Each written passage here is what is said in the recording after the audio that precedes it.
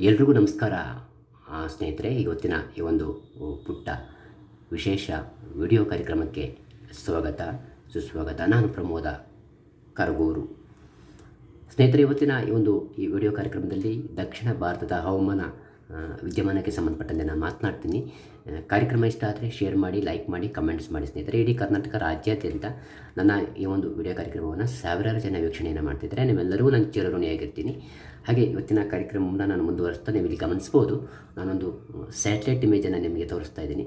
ನಾನೇನಿಲ್ಲಿ ಪೆನ್ಸಿಲ್ನಲ್ಲಿ margin ಮಾಡ್ತಾಯಿದ್ದೀನಿ. ಈ ಒಂದು ಭಾಗಕ್ಕೆ ಹೊಂದ್ಕೊಂಡಂತೆ ಅಂದರೆ ತಮಿಳುನಾಡಿನ ಹಾಗೂ ಶ್ರೀಲಂಕಾದ ನಡುವೆ ಒಂದು ವಾಯುಭಾರ ಕುಸಿತ ಉಂಟಾಗಿರ್ತಕ್ಕಂಥದ್ದು, ಲೋ ಪ್ರೆಷರ್ ಇದರಾಗಿರ್ತಕ್ಕಂಥದ್ದು. ಇದರ ವೇಗವನ್ನು ನೀವು ಇಲ್ಲಿ ನೋಡ್ಬೋದು. ಇದರ ವೇಗ ಗಂಟೆಗೆ ಸದ್ಯಕ್ಕೆ 30 ಕಿಲೋಮೀಟರ್ ಆಸ್ಪಾಸ್ನಲ್ಲಿದೆ. ಇದರ ಮುಂದಿನ ಬೆಳವಣಿಗೆಯನ್ನು ನಾನು ಕಾದು ನೋಡಬೇಕಾಗುತ್ತೆ. ಇದು ಸದ್ಯಕ್ಕೆ ಚಂಡಮಾರುತವಾಗಿ ಮಾರ್ಪಟ್ಟುವಂತಕ್ಕಂಥ ಲಕ್ಷಣಗಳು ಇಲ್ಲ. ಆದರೆ ಇದರ ಪ್ರಭಾವ ತಮಿಳುನಾಡಿನ ಭಾಗದ ಮೇಲೆ ಹೆಚ್ಚು ಪ್ರಭಾವವನ್ನು ಬೀರ್ತಕ್ಕಂಥದ್ದು. ಹಾಗೆ ಈ ಒಂದು ಭಾಗದ ಮೇಲೆ ಅಂದರೆ ಕೇರಳ, ಲಕ್ಷದ್ವೀಪದ ಮೇಲೆ ಹೆಚ್ಚು ಪ್ರಭಾವವನ್ನು ಬೀರ್ತಕ್ಕಂಥದ್ದು. ಕರ್ನಾಟಕದ ಮೇಲೆ ಹೆಚ್ಚು ಪ್ರಭಾವ ಬೀರೋದಿಲ್ಲ. ಕರ್ನಾಟಕದ ದಕ್ಷಿಣ ಭಾಗಕ್ಕೆ ಕೊಂಡ್ಕೊಂಡಂತೆ ಅಂದರೆ ಬೆಂಗಳೂರು ನಗರ ಸುತ್ತಮುತ್ತ ಇರ್ತಕ್ಕಂಥ ಜಿಲ್ಲೆಗಳು, ಚಾಮರಾಜನಗರ, ಮೈಸೂರು, ಮಂಡ್ಯ, ಹಾಸನ, ಕೊಡಗು, ಚಿಕ್ಕಮಗಳೂರು, ಉಡುಪಿ, ದಕ್ಷಿಣ ಕನ್ನಡ, ಈ ಒಂದು ವ್ಯಾಪ್ತಿಯಲ್ಲಿ ಇದರ ಪ್ರಭಾವ ಇರುತ್ತೆ. ಇದರ ಒಂದು ಪ್ರಭಾವದಿಂದಾಗಿ ಮುಂದಿನ ಅಂದರೆ 13, 14, 15 ಈ 3 ದಿನದ ಆಸ್ಪಾಸ್ನಲ್ಲಿ ಕರ್ನಾಟಕದ ದಕ್ಷಿಣ ಭಾಗಕ್ಕೆ ಹೊಂದ್ಕೊಂಡಂತೆ ಮುಂದಿನ 2 ರಿಂದ 3 ಸೆಂಟಿಮೀಟರ್ ವ್ಯಾಪ್ತಿಯಲ್ಲಿ ಈ ಭಾಗದಲ್ಲಿ ಮಳೆಯಾಗಬಹುದು. ಮಿಂಚು ಮತ್ತು ಗುಡುಗಿನಿಂದ ಕೂಡಿದಂಥ ನಾನೇನಿಲ್ಲಿ ಪೆನ್ಸಿಲ್ನಲ್ಲಿ ಮಾರ್ಜಿನ್ ಮಾಡ್ತಿದ್ದೀನಿ. ಇಷ್ಟು ಪ್ರದೇಶದಲ್ಲಿ ಮಿಂಚು ಮತ್ತು ಗುಡುಗಿನಿಂದ ಕೂಡಿದಂಥ ಮಳೆ ಆಗ್ತಕ್ಕಂಥ ಲಕ್ಷಣ ಕಂಡುಬರ್ತಿದೆ. ತಮಿಳುನಾಡು, ಕೇರಳ ಹಾಗೆ ಲಕ್ಷದ್ವೀಪಕ್ಕೆ ಹೊಂದ್ಕೊಂಡಂತೆ ಇದು ಹೆಚ್ಚು ಪ್ರಭಾವವನ್ನು ಬೀರುತ್ತೆ. ಈ ಭಾಗದಲ್ಲಿ ಹೆಚ್ಚು ಮಳೆ ಆಗ್ತಕ್ಕಂಥದ್ದು. ಇದರ ಪ್ರಭಾವ ಕರ್ನಾಟಕದ ಮೇಲೂ ಕೂಡ ಆಗ್ತಕ್ಕಂಥದ್ದು, ದಕ್ಷಿಣ ಕರ್ನಾಟಕದ ಮೇಲೂ ಕೂಡ ಆಗ್ತಕ್ಕಂಥದ್ದು. ಆ ಒಂದು ಹಿನ್ನೆಲೆಯಲ್ಲಿ ದಕ್ಷಿಣ ಕರ್ನಾಟಕದ ರೈತರು ಹೆಚ್ಚು ಜಾಗ್ರತೆಯನ್ನು ವಹಿಸಬೇಕಾಗುತ್ತೆ. ಏನೇ ಇವತ್ತು ನೀವು ಹಿಂಗಾರಿನ ಅವಧಿಯಲ್ಲಿ ಬೆಳೆದಿರ್ತಕ್ಕಂಥ ಬೆಳೆಗಳ ಮೇಲೆ ಹೆಚ್ಚು ನಿಗಾವನ್ನು ವಹಿಸಬೇಕಾಗುತ್ತೆ. ಇದರ ಪ್ರಭಾವ ಮುಂದಿನ 3-4 ದಿನಗಳ ಕಾಲ ಇದೇ ಇರುತ್ತೆ ಸ್ನೇಹಿತರೆ. ಇದು ಇಲ್ಲಿ ಲ್ಯಾಂಡ್ಫಾಲ್ ಆಗುತ್ತೆ ಅನ್ನೋದನ್ನು ಕಾದು ನೋಡಬೇಕಾಗುತ್ತೆ. ಮುಂದಿನ ಇದರ ವೇಗ ಹೇಗಿರ್ಬೋದು, ಇದು ಯಾವ ದಿಕ್ಕಿಗೆ ಸಾಗ್ಬೋದು ಅನ್ನೋದನ್ನು ಮುಂದಿನ ಒಂದು ದಿನಗಳಲ್ಲಿ ನಾನು ಕಾದು ನೋಡಬೇಕಾಗುತ್ತೆ.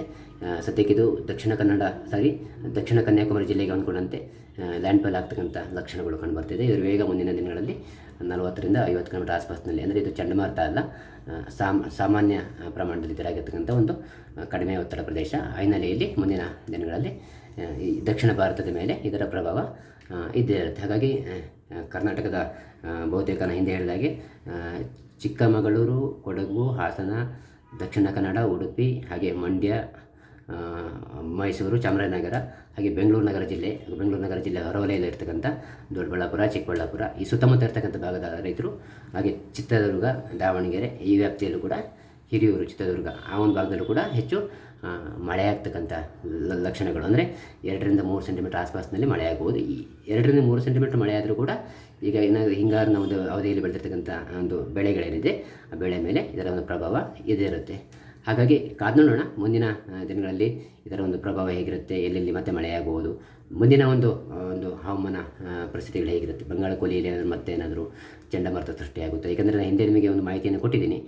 ಡಿಸೆಂಬರ್ ಮೊದಲ ವಾರದ ವೇಳೆಗೆ ಎಲ್ಲೇನೋ ಅಂತ್ಯ ಆಗುತ್ತೆ, ಲಾನೇನೋ ಪ್ರಾರಂಭ ಆಗುತ್ತೆ ಅಂದರೆ. ಆದರೆ ಇದರ ಒಂದು ಬೆಳವಣಿಗೆ ನೋಡೋದಾದರೆ ಮುಂದಿನ ಅಂದರೆ 1 ರಿಂದ 2 ತಿಂಗಳ ಒಂದು ಆಸ್ಪಾಸ್ನಲ್ಲಿ, ಅಂದರೆ ಫೆಬ್ರವರಿ ವೇಳೆಗೆ ಲಾನೇನೋ ಪ್ರಾರಂಭ ಆಗ್ತಕ್ಕಂಥ ಲಕ್ಷಣಗಳು ಕಂಡುಬರ್ತಿದೆ. ಲಾನೇನೋದು ಕೂಡ ಅದು ಕೂಡ ದಕ್ಷಿಣ ಭಾರತದ ಒಂದು ಹವಾಮಾನ ವಿದ್ಯಮಾನದ ಮೇಲೆ ಹೆಚ್ಚು ಪ್ರಭಾವವನ್ನು ಬೀರ್ತಕ್ಕಂಥದ್ದು. ಹಾಗಾಗಿ ಫೆಬ್ರವರಿಯಲ್ಲಿ ಲಾನೇನೋ ಆರಂಭ ಆಗ್ತಾಯಿದೆ, ಎಲ್ನೇನೋ ಅಂತ್ಯ ಆಗ್ತಾಯಿದೆ. ಸ್ವಲ್ಪ ತಡ ಆಗ್ತಾಯಿದೆ ಈ ಬಾರಿ.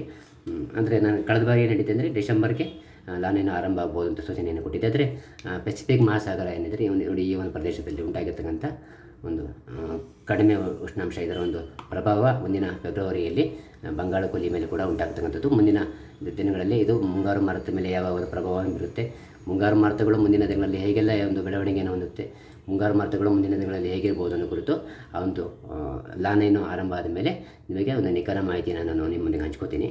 ಸದ್ಯಕ್ಕೆ ಚಂಡಮಾರುತದ ಬಗ್ಗೆ ಹೇಳೋದಾದರೆ ಚಂಡಮಾರುತದ ಯಾವುದೇ ಲಕ್ಷಣಗಳಿಲ್ಲ, ವಾಯುಭಾರ ಕುಸಿತ ಉಂಟಾಗಿರ್ತಕ್ಕಂಥದ್ದು. ಇದರ ಪ್ರಭಾವ ಮುಂದಿನ 2-3 ದಿನಗಳ ಕಾಲ ಈ ಒಂದು ಭಾಗದಲ್ಲಿ ಇದೇ ಇರುತ್ತೆ. ಹಾಗಾಗಿ ಕರ್ನಾಟಕ, ತಮಿಳುನಾಡು, ಕೇರಳ, ಲಕ್ಷದ್ವೀಪ ಈ ವ್ಯಾಪ್ತಿಗೆ ಹೊಂದ್ಕೊಂಡಂತೆ ಮಳೆ ಆಗ್ತಕ್ಕಂಥ ಲಕ್ಷಣ ಇದೆ. ಕೇರಳ, ತಮಿಳುನಾಡಿನಲ್ಲಿ ಹೆಚ್ಚು ಮಳೆಯಾಗುತ್ತೆ.